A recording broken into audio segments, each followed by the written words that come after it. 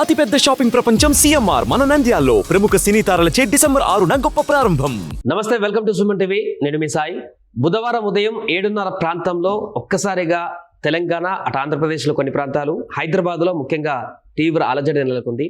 భూకంపం భారీగా రావడంతో ప్రజలు భయాందోళనకు గురయ్యారు. గతంలో 20 సంవత్సరాలు రానటువంటి భారీ భూకంపం ఈసారి వచ్చినట్టుగా చెప్తున్నారు. ఇంత విపత్కర పరిస్థితి ఎందుకు వచ్చింది, దీనికి సంబంధించిన పూర్తి వివరాలు మాట్లాడదాం. మనతో పాటు Suman TV news chief editor Keshav గారు ఉన్నారు. సార్ నమస్తే. సో 20 ఏళ్లలో రానటువంటి భారీ భూకంపం ఇప్పుడు వచ్చినట్టుగా చెప్తున్నారు. చాలా ప్రాంతాలు కదిలాయి, ప్రజలందరూ బయటకు వచ్చారు. విజువల్స్ లో చూస్తున్న సీసీ కెమెరాల విజువల్స్ లో భారీ, బట్ ఒకటి ఎవరికేం కాలేదు, అదొకటి సేఫెస్ట్ విషయంగా చెప్పుకోవచ్చు. ఎందుకు సార్ ఇంత భారీ భూకంపం వచ్చిందిగా ఒకటి నేచర్ ఇచ్చిన ఒక ఫస్ట్ వార్నింగ్ అనుకోవాలి. ఎందుకంటే డక్కన్ ప్లాట్, దక్కన్ పీఠభూమి సిస్మిక్ జోన్ లో లేదు కాబట్టి హైదరాబాద్ సేఫెస్ట్ ప్లేస్, భూకంపాలు లాంటివి ఉండవు అని చాలా ధీమాగా ఉండేవాడు. కానీ ఇప్పుడు ఒక వార్నింగ్ వచ్చినట్టుగా చూడాలి. నిజానికి 20 ఏళ్లలో ఇది first time Godavari river bed లో, గోదావరి తీరంలో వచ్చినటువంటి ములుగు కేంద్రంగా ఉదయం 7:28 5.3 రిక్టర్ స్కేల్ పైన 5.3 నమోదైంది. 5.3 అంటే ఒక రకంగా పెద్ద భూకంపం కింద మనం చూడాలి. అదృష్టవశాత్తు మీరు అన్నట్టుగా ఎక్కడ జన నష్టం కానీ ఆస్తి నష్టం కానీ పెద్దగా జరగలేదు. కానీ ప్రకంపనల ప్రభావం మాత్రం దాదాపు 45 కిలోమీటర్ల రేడియస్ మొత్తం ఆ చుట్టుపక్కల ప్రాంతాలన్నీ పడింది. కాబట్టి అటు మహారాష్ట్ర, ఛత్తీస్గఢ్, ఆంధ్రప్రదేశ్, ఇటు తెలంగాణలో మీరు పర్టికులర్ గా చూస్తే ములుగు దగ్గర నుంచి మహబూబ్ నగర్ జిల్లా దాకా ఆ ఎఫెక్ట్ కనబడింది. మెదక్ జిల్లా లాంటివి కూడా, హైదరాబాద్ సిటీలో కూడా చాలా చోట్ల ప్రకంపనల ప్రభావం. అదే మేడారంలో కేంద్రీకృతం అయితే ఆల్మోస్ట్ 200 పైన ఉంటుంది హైదరాబాద్. డిస్టెన్స్ వరకు కూడా ఆ ప్రకంపనలు ఉండడం అనేది ఆశ్చర్యంగా ఎఫెక్ట్. అటువైపు చూస్తే విజయవాడ, ఏలూరు అటు సైడ్ కూడా మొత్తం. సో ఇప్పుడు ప్రాథమికంగా వెదర్ డిపార్ట్మెంట్ ఇస్తున్నటువంటి ఇన్ఫర్మేషన్ ప్రకారం చూస్తే కనుక రేడియేషన్ ఫామ్ అయింది. అంటే భూమి లోపల ఉన్నటువంటి ప్లేట్లెట్స్ మధ్య కొంత రేడియేషన్ ప్రభావం ఉండడం వలన, ఆ సర్దుబాట్ల వలన ఈ భూకంపం వచ్చింది. కాబట్టి భయాందోళనకు గురి కావాల్సినటువంటి అవసరం లేదు అని మాత్రం చెప్తున్నారు. సో ఎక్కడ ఆస్తి నష్టం జరగలేదు కానీ జనం రిలీఫ్. కానీ ఇదేంటి అనేటువంటి ఒక ఆసక్తికరమైనటువంటి అంశంగా మాత్రం కనిపిస్తుంది. ఇంకోటి ఏంటంటే మీరు గమనిస్తే ఒక 1.5 month బ్యాక్ అదే మేడారం అడవుల ప్రాంతంలో దాదాపు 100 కిలోమీటర్ల రేడియస్ లో చెట్లు విపరీతంగా పడిపోయాయి. అక్కడ ఒక విపత్తు వచ్చినంత సంకేతం కానీ ఏదో ఒక బాంబ్ బ్లాస్ట్ జరిగినట్టుగా మొత్తం చెట్లు దాదాపు 2-3 వేల చెట్లు నాశనం అయిపోయినాయి అనేది మనం చూసాం. ప్రకృతి ఎక్కడో మొత్తానికి ప్రకృతిలో ఈ సర్దుబాట్లు అనేవి జరుగుతూ ఉన్నాయి. మానవ తప్పిదాలు చాలా ఉన్నాయి. మనం పొల్యూషన్ చూస్తున్నాం, ఆల్రెడీ ఢిల్లీ పరిస్థితి చూస్తున్నాం. ఇటు దక్షిణ భారతదేశంలో కూడా పొల్యూషన్ పెరుగుతున్నటువంటి తీరును చూస్తున్నాము. హైదరాబాద్ లో కూడా వాయు కాలుష్యానికి సంబంధించినటువంటి లెవెల్స్ పెరుగుతున్నటువంటి విధానం చూస్తున్నాం. కాబట్టి ప్రకృతితో మనిషి ఆడుతున్నటువంటి చెలగాటానికి ఇది ఒక మొదటి హెచ్చరికగా మనం చూడాల్సి ఉంటుంది. తీవ్రత విషయంలో మాత్రం ఆందోళన కలిగించండి. జనరల్ గా నాకు ఐడియా ఉన్నంత వరకు లాస్ట్ 20-30 ఏళ్ళలో చూసిన ఈ 4.8 దాటినటువంటి భూకంపాల ఇది ప్రకంపనల తీవ్రత ఎప్పుడు నమోదు కాల. తెలంగాణలో అయితే చాలా రేర్, ఇంకా రేర్. అలాంటి ఇప్పుడు 5.3 అంటే 5 దాటిందంటే ఒక విధంగా సివియర్ కింద మనం చూడాల్సి ఉంది. అది 7 దాటితే బేబస్సాలు కనిపించేటువంటి భూకంపాలు మనం, అంటే 5 దాటితేనే బిల్డింగ్లు కూలిపోవడమో, కొలాప్స్ కావడమో, రోడ్లు మొత్తం పలిగిపోవడం చూస్తుంటాం. బట్ ఇక్కడ కనిపించలేదు అట్లా. అంటే ఇక్కడ ఒకటి ఏంటంటే ఎక్కడైతే ఈ ప్రకంపన కేంద్రం వచ్చిందో అక్కడ అంత భారీ నిర్మాణాలు కానీ అవి కానీ ఉన్న అటవీ ప్రాంతం. అందుకనే అటవీ ప్రాంతంలో జరిగినటువంటి సర్దుబాటు కూడా కోల్ మైన్ ఏరియా బెల్ట్ కూడా అటు దగ్గరలోనే. సో అక్కడ సర్దుబాట్లు జరిగిన ఇప్పుడు ఇమ్మీడియట్ గా తెలియకపోవచ్చు. అంతర్గతంగా భూమి లోపల జరిగిన సర్దుబాట్ల ప్రభావం కొంచెం నిదానంగా మనకు అర్థం కావచ్చు. కానీ ఏదైనా ఒక హెచ్చరిక లాంటి మెసేజ్ కిందనే మనం చూడాల్సి ఉంటుంది. అటు మహారాష్ట్రలో కూడా దాదాపు నాగపూర్, అమరావతి వరకు ఈ ప్రకంపనల ప్రభావం, నాందేడు, గడ్చిరోలి ఈ జిల్లాలన్నింటిలో కూడా వచ్చిందని చెప్పని సమాచారం వస్తుంది. ఛత్తీస్గఢ్ రాజధాని రాయ్పూర్ కి దరిదాపుల వరకు, రాయ్పూర్ సరిహద్దుల వరకు కూడా ప్రకంపనల ప్రభావం ఉందని చెప్పని చెప్తున్నారు. కాబట్టి ఇంకా కొంచెం డేటా రావడానికి కొంత సమయం పట్టొచ్చు.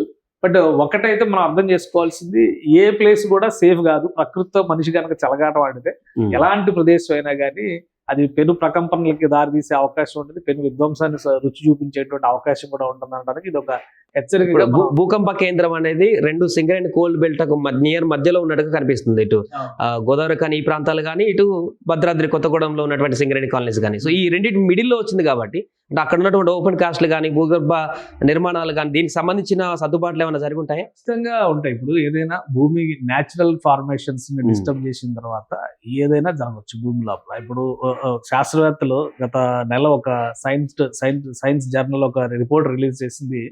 మన దేశం అంటే భారతదేశపు భూఖండం హిమాలయాల్ని 5 సెంటీమీటర్ల వేగంతో ఢీ కొడుతుంది.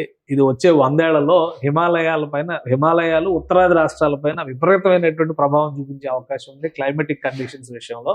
ముఖ్యంగా లద్దాఖ్ ప్రాంతం నుంచి ఉత్తరాఖండ్ వరకు ఇవన్నీ కూడా పర్వతాల్లో మెర్జ్ అయిపోయి మనం ఆల్రెడీ అక్కడ చూస్తున్నాం కదా, మొత్తం క్లౌడ్ బర్స్ట్ చూస్తున్నాము.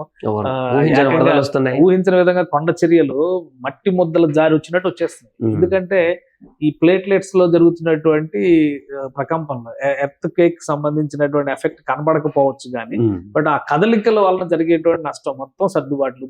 మొన్న వాయనాడులో మనం చూసాము. అసలు ఎవరు ఊహించిన విధంగా ఒక కొండ పూర్తిగా కనుమరుగైపోయినటువంటి పరిస్థితిని చూసాము. కాబట్టి ఓపెన్ కాస్ట్ గనులు కావచ్చు, లేదా విపరీతమైనటువంటి మైనింగ్, అంటే భూమిని విపరీతంగా టార్చర్ చేస్తున్నటువంటి విధానాలు, వీటి వల్ల జరుగుతున్నటువంటి ప్రకృతి విధ్వంసం, దానివల్ల పెరుగుతున్నటువంటి కాలుష్యం కావచ్చు, వాతావరణ మార్పులు కావచ్చు, గ్లోబల్ వార్మింగ్ కండిషన్స్ గురించి మనం ఆల్రెడీ చదువుతూనే ఉన్నాం. 30-40 ఏళ్ళగా చదువుతూనే ఉన్నాం. రకరకాలుగా దాని మీద చర్యలు తీసుకుంటాం అంటున్నారు కానీ ఎక్కడా జరగట్లేదు. ఇంకా ఇండియా లాంటి దేశాల్లో ప్రధానమైనటువంటి సమస్య ఏంటంటే థర్డ్ వరల్డ్ కంట్రీస్ లో చాలా వరకు పొల్యూటెంట్స్ అనేవి విపరీతంగా ఉపయోగిస్తున్నాం. మనం చూడు యూరోప్ లాంటి చోట్ల బొగ్గు తవ్వి బయటకు తీయడాలు అవి చాలా తక్కువ ఉంటాయి.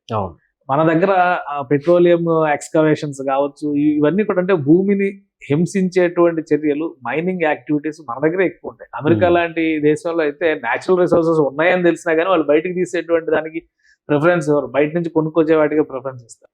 సో మనకేంటంటే అది ప్రకృతి వనరుని ఉపయోగించుకునేటువంటి క్రమంలో అభివృద్ధి చెందాలంటే కనుక ఆదాయ మార్గాలను సృష్టించాలి. కాబట్టి ఈ ప్రయత్నాలు మనం చేస్తాం. కానీ కొన్ని లిమిటేషన్స్ కొన్ని పరిమితులు దాటిన తర్వాత కూడా అది ఇంకా విధ్వంసం అనేది కొనసాగితే దాని ప్రభావం మరింత ఎక్కువగా ఉండేటువంటి అవకాశం ఉంటుంది. ఇక్కడ ఉన్నటువంటి మైనింగ్, ముఖ్యంగా సింగరేణి కాలనీస్ బెల్ట్స్ మొత్తంలో జరిగేటువంటి మైనింగ్ వలన భూమి లోపల సర్దుబాట్లు జరిగేటువంటి అవకాశం ఖచ్చితంగా ఉంటుంది. ప్రకృతితో చెలగాటం ఆడేటువంటి క్రమంలో మనకి బోల్డ్ అన్ని హెచ్చరికలు ఇప్పటికే వచ్చినాయి.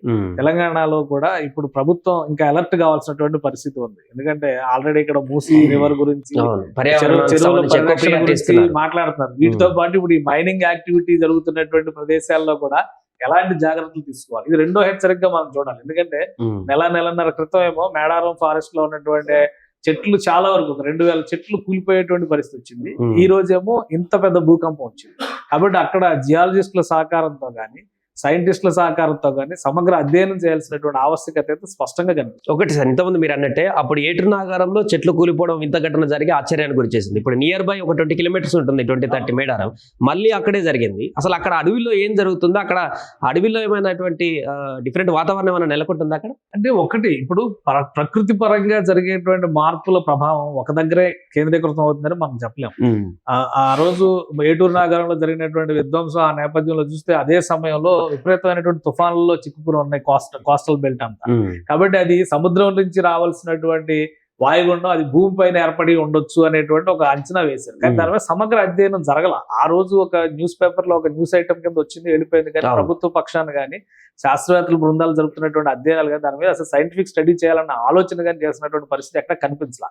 ఇప్పుడు మళ్ళీ ఇమీడియట్ గా ఇక్కడ జరిగిందంటే ఖచ్చితంగా ఆ పరిసర ప్రాంతాల్లో భూగర్భంలో జరుగుతున్నటువంటి ప్రక్రియలు కావచ్చు, విపరీతమైనటువంటి తవ్వకాలు కావచ్చు, అడవుల విధ్వంసం కావచ్చు, పర్యావరణ పరంగా వస్తున్నటువంటి ఆ సమతుల్యం దెబ్బతినేటువంటి పనులు కావచ్చు, వీటన్నిటి ప్రభావం అక్కడ కేంద్రీకృతం అవడం వల్లనే ఇటువంటి పర్యవసానాలు జరుగుతున్నాయి అనేటువంటి ఆలోచన చేయాల్సి వస్తుంది.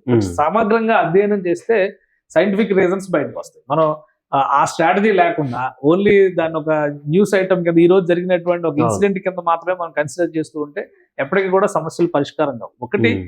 ఒక్క తెలంగాణలోనే కాదు, దేశవ్యాప్తంగా అడవుల నరికివేత అనేది విపరీతంగా జరుగుతుంది.